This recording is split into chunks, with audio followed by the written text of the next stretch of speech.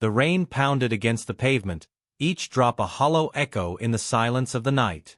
I pulled my hood tighter over my head, my breath curling in the cold air as I walked down the dimly lit street. The city was alive, neon signs flickering, cars rushing by, people laughing in bars and cafes, but I felt like a ghost passing through a world that wasn't mine. Because, in a way, it wasn't. My whole life was a lie. And the worst part? No one even knew my real name. I don't mean that in some dramatic, philosophical way. I mean it literally. The name people called me, the identity I carried, it wasn't real. It was given to me, forced upon me, like a mask I was expected to wear forever. But masks slip, and mine was starting to crack. It all started with a single moment. One small, insignificant detail that didn't fit. Like a puzzle piece forced into the wrong spot, just enough to make everything else feel off. It happened last week. I was at a coffee shop, the same one I always went to.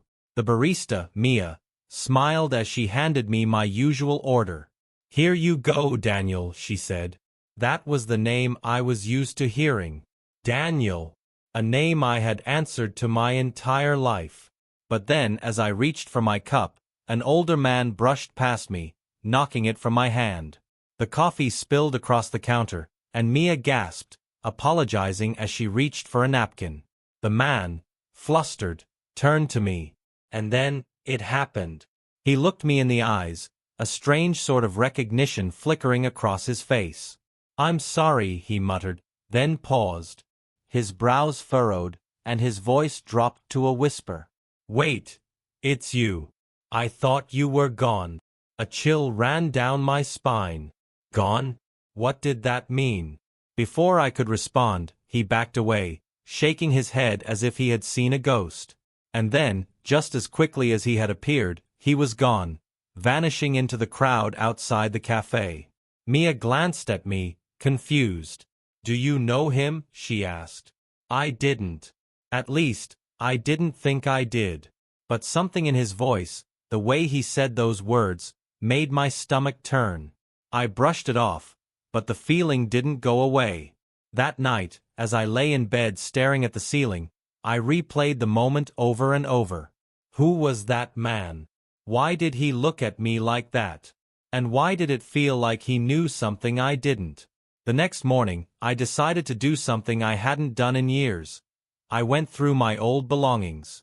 Boxes filled with childhood photos, school certificates, birthday cards. But as I flipped through them, a strange realization settled over me like a heavy fog. There were gaps. Moments missing. Pieces of my life that should have been there but weren't. And then, buried at the bottom of an old box, I found it, a photograph. A picture of a little boy, standing in front of a house I didn't recognize.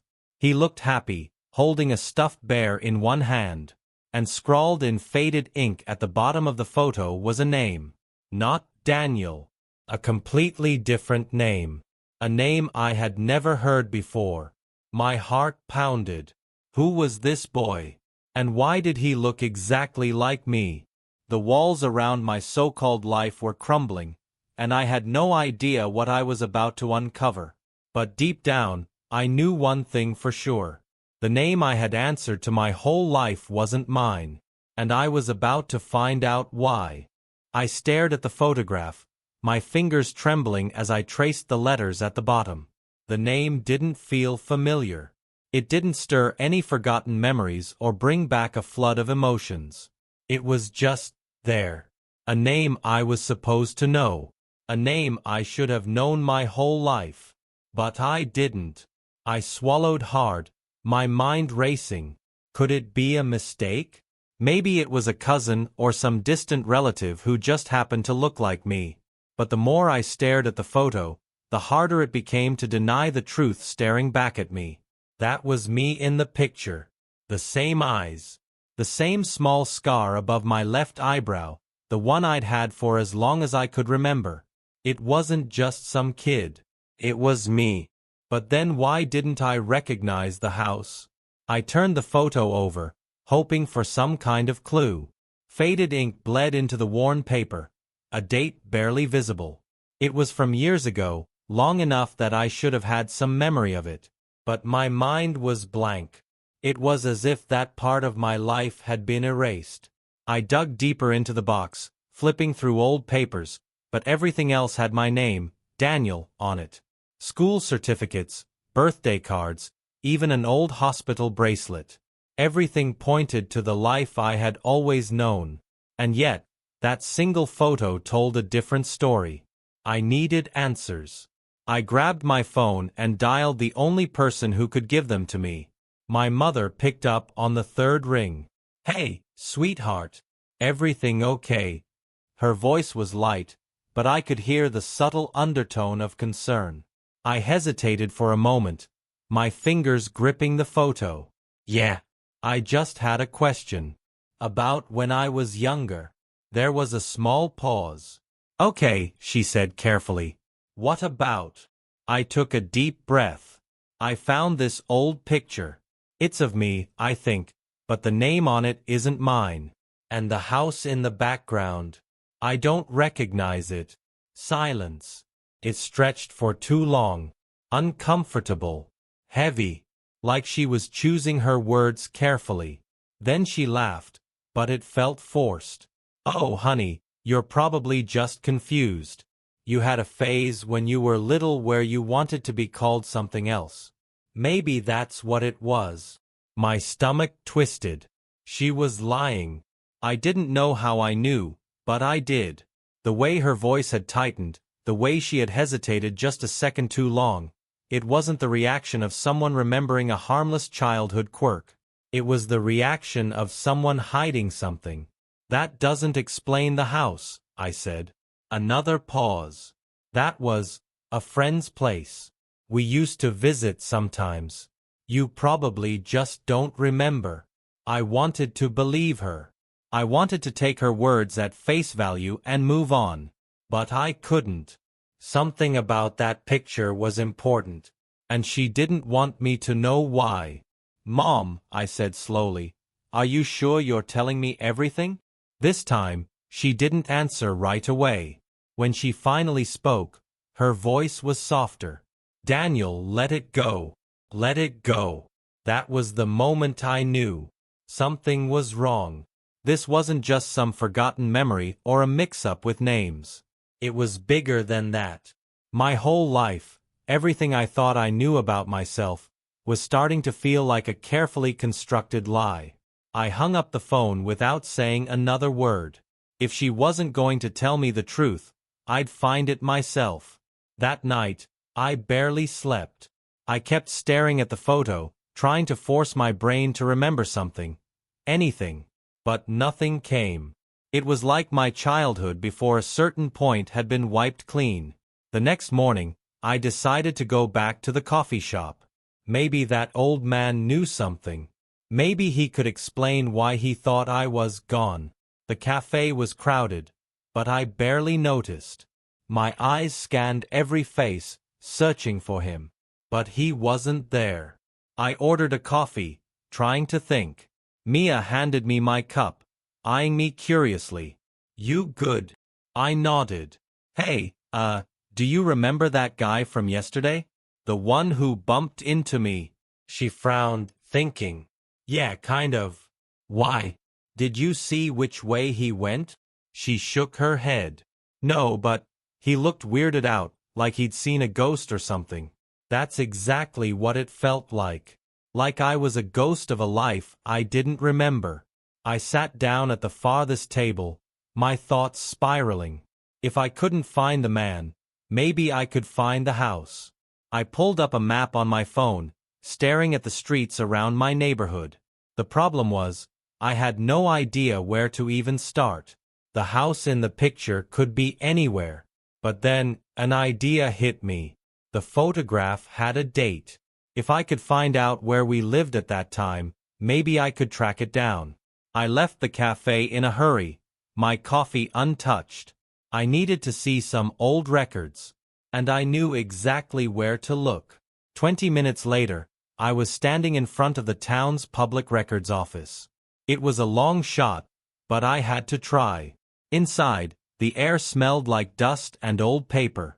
Shelves lined the walls, filled with files dating back decades. A bored-looking receptionist barely glanced up as I approached the desk. "Hi," I said. "I'm looking for old address records. Specifically, from around 16 or 17 years ago." She raised an eyebrow. "You have an exact name?" That was the problem. I didn't know which name to give her. I hesitated. "Daniel. But maybe something else?" She gave me a look but typed into the computer anyway. After a few seconds, she shook her head. "Nothing under that name from that time period." My heart sank. Then she sighed. "I can check manually, but it'll take a while." "I'll wait," I said quickly. As she disappeared into the back, my mind raced. If I wasn't in the records under Daniel, then who was I back then? Minutes stretched into what felt like hours. Finally, she returned, holding a file. "This is the closest match I could find," she said, handing it to me. I opened it, scanning the paper. My eyes locked onto the address. And then right below it, a name. Not Daniel. The same name from the photograph. My real name. My hands tightened around the paper. My pulse pounded in my ears. I had an address. And for the first time in my life, I was about to learn who I really was. The address burned into my mind as I stepped out of the records office, my grip tightening around the paper. I read it again, half expecting the words to shift or change. But they didn't. It was real. A place tied to a name that I was supposed to know, one that wasn't Daniel. I had no memory of ever living there, but something inside me stirred, a feeling I couldn't explain. Like an invisible thread was pulling me toward it. I had to go. The drive across town felt unreal. The city blurred past, headlights streaking in the rain that had started falling again. My heart pounded in my chest, my mind racing with possibilities. Was someone there? Did anyone remember me? And more importantly, why had my past been buried? When I finally reached the neighborhood, an eerie sense of familiarity washed over me. The streets were quiet, lined with old houses that looked worn by time. My fingers tightened around the steering wheel as I scanned the numbers, searching. Then I saw it. The house from the photograph. It stood at the end of the street, a little more run down than in the picture, but unmistakably the same. The porch sagged slightly, the paint peeling, the windows dark. It looked abandoned, but something about it made my chest tighten. I parked across the street, staring at it. I wasn't sure how long I sat there, my breath fogging up the glass as I tried to summon the courage to get out. The air felt heavy, like the house itself was watching me, waiting. Then, movement. A curtain twitched upstairs. My pulse spiked. Someone was inside. I forced myself to open the car door, my legs feeling unsteady as I crossed the street. The wooden steps creaked under my weight as I reached the front door. I hesitated, then knocked. Silence. I knocked again, harder this time. Still nothing. I stepped back, debating whether to leave, when a voice called out behind me. "You shouldn't be here." I spun around. An old woman stood near the sidewalk, her gray hair damp from the rain. Her sharp eyes studied me with something between curiosity and fear. I swallowed. "Do you know who lived here?" Her gaze didn't waver. "Depends on who's asking." I hesitated, then took a deep breath. "I think I did."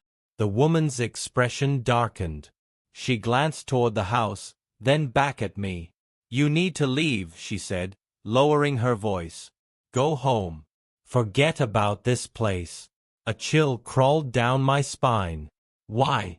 She didn't answer. Instead, she turned and walked away, disappearing down the street before I could stop her. I looked back at the house. The curtain hadn't moved again, but I knew what I saw. Someone was inside, and they were watching me. I tried the door. Locked. I stepped back, frustration growing in my chest. If this place held answers, I wasn't going to find them standing outside. A gust of wind sent a shiver through me, and I reluctantly turned back toward my car. But as I reached it, a voice spoke behind me. "You really don't remember, do you?" I whirled around. The front door was open, and a man stood in the doorway. He was older, maybe in his late 50s, with tired eyes that studied me with something I couldn't quite place. Recognition, maybe even sadness. I took a shaky step forward. "Who are you?" He didn't answer right away. Instead, he sighed, stepping aside. "Come in." Every instinct screamed at me to be careful, but I had come too far to turn back. I stepped inside. The air smelled like dust and something faintly familiar, though I couldn't place it. The house was dimly lit, the furniture old but well kept, as if someone had been living there for a long time in quiet isolation. The man shut the door behind me. "You shouldn't have come back," he said, his voice low. "Why?" I asked. "What is this place? Who am I?" He studied me for a long moment before shaking his head. "They really did a number on you, didn't they?" My chest tightened. "Tell me the truth." The man sighed, running a hand down his face. "The truth is dangerous." I clenched my fists. "I don't care. I need to know." He hesitated, then finally nodded. "All right," he said. "But once you hear it, there's no going back." I swallowed hard. "I'm ready." The man exhaled slowly. "Your name isn't Daniel," he said. "It never was." My stomach twisted, even though I already knew that deep down. "Then what is it?" He hesitated again, then said the name from the photograph. Hearing it out loud sent a shock through me. It didn't feel familiar, yet it made something inside me tighten, like a locked door rattling in my mind. I took a step forward. "Who are you?" The man's expression darkened. "I'm the one who tried to save you." A cold chill ran through me. "From what?" The man looked away, as if the weight of the answer was too much. When he spoke again, his voice was barely above a whisper. "From the people who took your life away." The words hung in the air, heavy and suffocating. "The people who took your life away." I stared at the man, my pulse hammering in my ears. My mouth felt dry, my thoughts spiraling. "What do you mean?" I managed to ask, my voice barely more than a whisper. The man sighed, running a hand through his graying hair. "You were never supposed to come back here," he said, almost to himself. "They told me you wouldn't remember." My chest tightened. "Who?" He hesitated, then shook his head. "It's not safe to say their names." "Not yet." Frustration flared inside me. "Enough with the riddles. Just tell me the truth." The man looked at me, really looked at me, as if weighing whether I was ready to hear what he had to say. Then, finally, he spoke. "You weren't supposed to exist." A cold wave of fear washed over me. "What?" He exhaled slowly. "You were part of something. Something bigger than you realize. But it went wrong. And they erased you." I shook my head. "That doesn't make sense. I have a family, memories." "Memories that were given to you," he interrupted, his voice firm. "Think about it. Do you remember anything before you were 7? Anything at all?" I opened my mouth to argue, but the words caught in my throat. Because I didn't.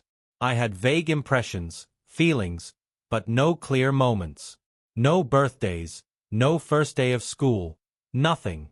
Just a blurry haze, like a story I had been told rather than something I had lived. The man saw the realization hit me and nodded grimly. "That's not normal, is it?" I felt like I couldn't breathe. "Why?" I whispered. "Why would they do this?" The man's expression darkened. "Because you were a mistake." The air in the room felt heavy, pressing in on me from all sides. "Who are they?" The man hesitated again, but before he could answer, something outside made him freeze. A car. The low hum of an engine, slow and deliberate, rolling to a stop in front of the house. The man's eyes snapped to the window, his body tense. "You need to leave. Now." I turned to look, my stomach twisting into knots. A sleek black car sat parked outside, its windows tinted. The rain had stopped, leaving the air eerily still. The front door creaked slightly as the man stepped closer, his voice urgent. "They must have been watching you. I should have known they'd come." Panic surged through me. "Who are they?" I demanded. "Tell me what's going on." The man grabbed my arm, his grip firm. "Listen to me. If they take you now, you'll never know the truth. You have to run." A car door opened outside. Then another. Footsteps. My heartbeat roared in my ears. The man shoved something into my hands, a folded piece of paper. "There's an address on there. Go there. Someone will be waiting." "Who?" I asked, my voice shaking. "Someone who can tell you the rest." A sharp knock echoed through the house. The man's expression hardened. "Go out the back. Don't stop. Don't look back." I didn't have time to argue. The air was electric with tension, every nerve in my body screaming at me to move. The knocking came again, harder this time. Then a voice. Cold. Controlled. "We know he's in there." The man didn't wait. He grabbed my shoulder, pushing me toward a narrow hallway. "Go. Now." I stumbled back, gripping the paper tightly as I ran. My mind raced, my body moving on instinct. I reached the back door, fumbling with the lock just as I heard the front door burst open. A crash. A struggle. I forced myself not to turn around. Then, a voice, low and sharp, cut through the chaos. "Where is he?" I didn't wait to hear the answer. I shoved open the door and bolted into the night. The cold air hit me like a slap, my feet pounding against the wet pavement as I ran. My breath came in ragged gasps, my chest burning. I didn't know where I was going, only that I had to get away. Behind me, the house grew smaller. I could hear voices, but I didn't dare stop. The streetlights flickered as I sprinted down the alley, gripping the paper so tightly it crumpled in my hand. I didn't stop running until the house was out of sight. Until the voices faded. Until I was sure, at least for now, that they weren't right behind me. Then I slowed, my legs shaking, my pulse hammering in my skull. I looked down at the paper in my hand. An address. And beneath it, a single word. Run. The word on the crumpled paper burned into my mind. Run. I had already been running, but now it felt different. Like a command, a warning from someone who knew exactly what was coming next. My lungs ached, my legs felt unsteady, but I forced myself forward. The night stretched around me, cold and silent, but I couldn't shake the feeling that I wasn't alone.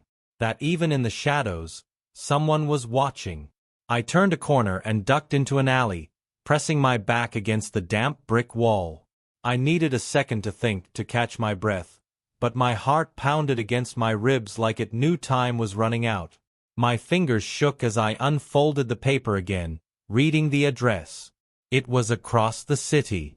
A place I'd never been, or at least, didn't remember going. But I had no choice.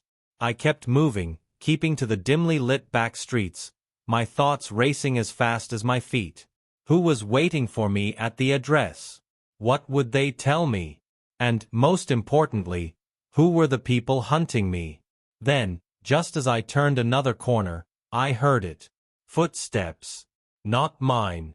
I froze, pressing myself against the side of a rusted dumpster, my breath shallow. The street ahead was empty, but the sound of slow, deliberate steps echoed behind me. They weren't rushing.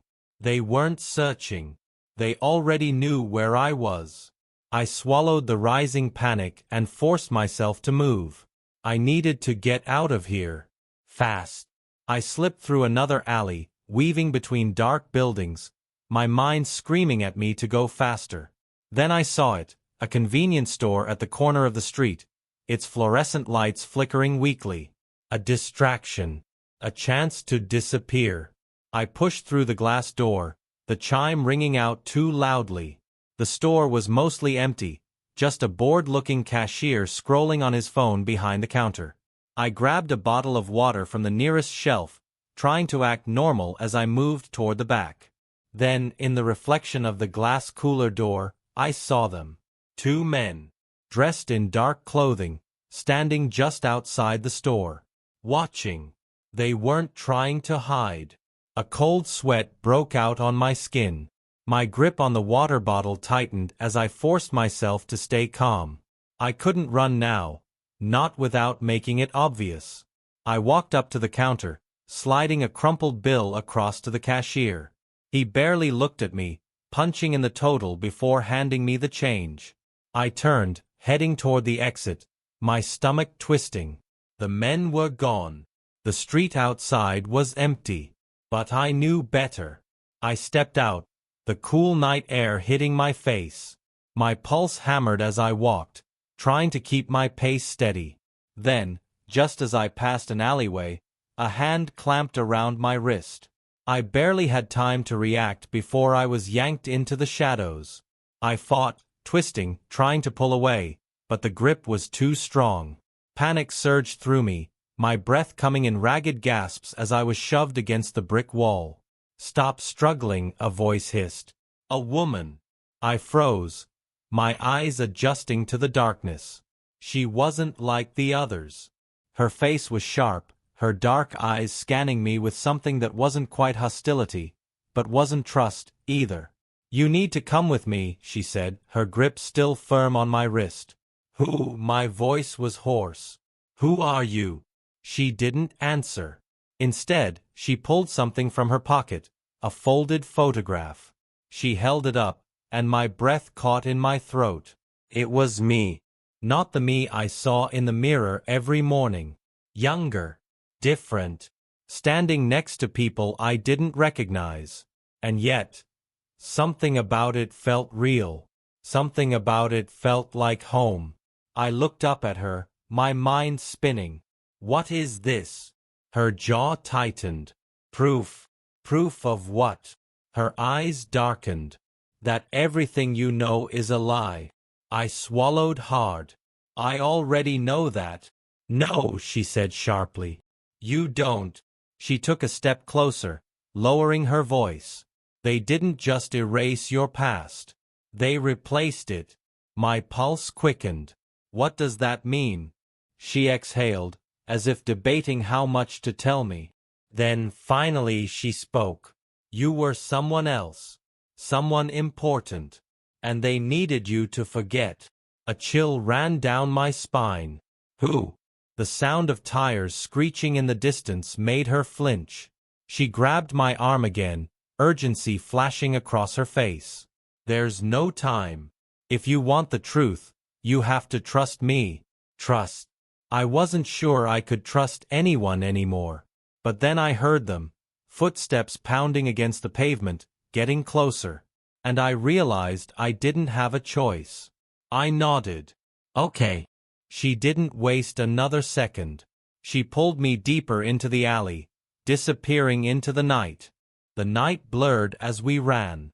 The woman's grip was firm, pulling me through the twisting alleyways as if she had done this 100 times before. My breath was ragged, my legs aching, but I couldn't stop. Not now. Not when I was so close to the truth. We finally reached an abandoned warehouse on the outskirts of the city. She pushed open the rusted door, guiding me inside before quickly shutting it behind us. The space was dark and cold, the air thick with dust and something else. Something heavier, like the weight of secrets pressing down from every direction. She turned to face me, her eyes sharp. "They won't find us here." "Not yet." I took a deep breath, trying to steady myself. "Tell me everything," I said, my voice firm. She nodded slowly, then reached into her jacket and pulled out a small, black device. With the press of a button, a faint buzzing sound filled the room. "They listen," she said. "Everywhere.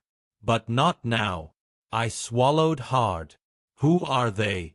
She hesitated for only a second before answering. A group that controls more than you could ever imagine. They operate in the shadows, rewriting lives, erasing identities, and replacing them with whatever suits their agenda. The words felt too big, too impossible to be real. But after everything, I knew better than to dismiss them. What do they want with me? I asked. She exhaled. You weren't supposed to exist. Not the way you do now. They took your real life and gave you a new one, hoping you'd never question it. I clenched my fists. Why? She stepped closer, pulling something else from her pocket. A small, silver flash drive. Because of what you knew, she said. Before they erased you. My stomach twisted. What's on that? She hesitated, then handed it to me. The last piece of your past. The truth. My hands trembled as I took it. I looked at her, my mind racing. If they find out you have this. They already know, she said grimly. That's why we have to move fast. I took a shaky breath, my heart pounding as I turned the drive over in my fingers. Did I really want to know? Was I ready for what it would reveal? Before I could decide, a noise shattered the silence. A car. The low growl of an engine outside. She stiffened. They found us. My pulse roared in my ears. She grabbed my wrist. We have to go. Now. But I didn't move. Something inside me had shifted. I had spent too long running, too long hiding from the truth. I was done being afraid. I clenched the flash drive in my fist and turned toward the door. No. I need to know. She cursed under her breath. You don't have time. But I was already moving. I spotted an old laptop on a rusted table. Its screen cracked but still functional. My fingers worked quickly, plugging in the drive and pulling up the files. The woman muttered another curse but didn't stop me. The screen flickered. Then, a video began to play. And everything I thought I knew shattered in an instant. The footage was grainy, but I could see myself, my real self. Not as I was now, but younger, stronger. My hair was different. My voice was different. And I wasn't alone. I stood with a group of people in a dimly lit room, speaking in hushed tones. I recognized the woman standing next to me. The same one beside me now. And then I heard it. My real name. Not the name I had lived with for years. Not the name on my fake ID, my fake life. A name that had been taken from me. I stared at the screen, my hands shaking. The memories rushed back, not all at once, but in fragments. A mission. A betrayal. A choice I had made to expose them. And the moment they had erased me. The woman, my ally, my only real connection to the past, spoke softly beside me. You were one of us. But they found out. They wiped you clean, gave you a new identity, and buried the truth. The room felt like it was spinning. Why now? I whispered. She hesitated. Because the people who erased you, they failed. I turned to her, my mind racing. She met my gaze. Somewhere deep down you always knew. That's why you kept questioning, why the cracks started to show. A chill ran down my spine. I wasn't supposed to remember. But I did. And that meant only one thing. They were coming to fix their mistake. The woman grabbed my arm. We have to go. Now. But before we could move, the warehouse doors burst open. Blinding lights. Dark figures. And a familiar voice cutting through the chaos. Welcome back. The blinding lights cut through the darkness, forcing my eyes to squeeze shut. Heavy footsteps echoed through the warehouse, the sound of boots scraping against the cold concrete floor. My breath hitched as I turned toward the woman beside me, searching her face for a plan, a way out, anything. But her expression had hardened, her jaw clenched tight. She had expected this. The voice came again, smooth and deliberate. "You've been quite the problem, haven't you?" I knew that voice. Somewhere, deep in the memories I had just unlocked, I recognized it. It belonged to someone I had once trusted. Someone who had betrayed me. I forced myself to keep my voice steady. "Who are you?" A low chuckle. "Still pretending? That's cute." The figures stepped forward, their shadows stretching long in the harsh light. And then I saw him. A man in a dark suit, his face sharp and unreadable, like he had rehearsed every expression in a mirror until none of them were real. His eyes scanned me, calculating. I could almost hear the gears turning in his head, deciding what to do with me now that I remembered. The woman beside me tensed. I felt it in the way her fingers twitched slightly, as if debating whether to reach for a weapon she might not get the chance to use. He sighed, tilting his head. "You were supposed to live a simple life. A quiet life. No questions. No digging. But you just couldn't let it go, could you?" I clenched my fists. "You stole my life." He smirked. "We saved you." The words made my stomach turn. "Saved me from what?" He took a slow step forward. "From yourself." The memories were still jumbled, still blurry at the edges, but I knew one thing for sure.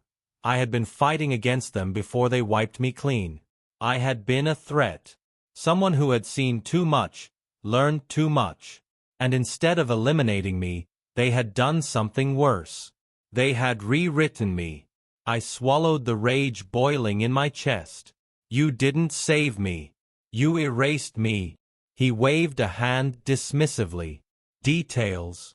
Then with a practiced sigh he added, "Look, we can fix this. Again. We can put you back where you belong. Where you won't have to remember any of this." The woman beside me stiffened. "That's not going to happen." His gaze flicked to her, amusement flashing in his eyes. "Ah yes, the loyal friend." His voice dipped into something almost mocking. "You always did have a soft spot for lost causes." She didn't flinch. "You won't touch him again." He smiled like she had just told a joke. "And how exactly do you plan to stop me?" The room was silent for a beat. Then, before I could fully process what was happening, she moved. Fast. A blur of motion, reaching for something in her jacket. A gunshot rang out. The sharp, deafening sound exploded in the warehouse, bouncing off the steel walls. I felt the heat of it before I saw the aftermath. The woman gasped, stumbling slightly as a dark stain bloomed across her side. "No!" I caught her before she could fall, my arms tightening around her as she sucked in a ragged breath. The man in the suit sighed, lowering the gun in his hand like he had just handled an annoying inconvenience. "You never learn, do you?" Rage surged through me, hotter than anything I had ever felt before. They had taken my name, my past, and now, they wanted to take away the only person who had fought to give it back. I wasn't going to let that happen. Without thinking, I lunged. The fight was messy, fueled more by instinct than skill. The man wasn't expecting me to charge him, and that gave me an edge, just enough to knock him off balance. The gun clattered to the floor, sliding across the concrete. I threw a punch, landing it squarely against his jaw. But I wasn't the only one who had learned how to fight. He recovered quickly, striking back, his fist connecting with my ribs hard enough to knock the wind out of me. Pain exploded in my side, but I didn't stop. I couldn't stop. I grabbed the gun. My fingers curled around the cold metal, my breath coming in ragged gasps as I aimed it at him. For the first time, his confident smirk faltered. The woman coughed weakly behind me. Don't let them take you again." "I didn't plan to." The man raised his hand slightly, his voice calm. "Think this through. You shoot me, and you'll never get your life back. You'll be hunted forever." I shook my head. "You don't get it. I don't want the life you gave me." His expression darkened. "Then what do you want?" I met his gaze, my grip steady. To be free. A tense silence stretched between us. Then, in one swift movement, I brought the butt of the gun down against his head. He crumpled to the ground, unconscious. I turned to the woman, crouching beside her. Her breathing was shallow, but she managed a weak smile. "Not bad," she murmured. I let out a shaky breath. "Come on. We need to get out of here." She nodded, and together, we stumbled toward the exit. The night air was crisp, washing over us like a cleansing wave. I didn't know where we were going, didn't know what came next. But for the first time in as long as I could remember, I knew who I was. I wasn't the lie they had forced me to live. I wasn't the mistake they had tried to erase. I was me, and I was finally free.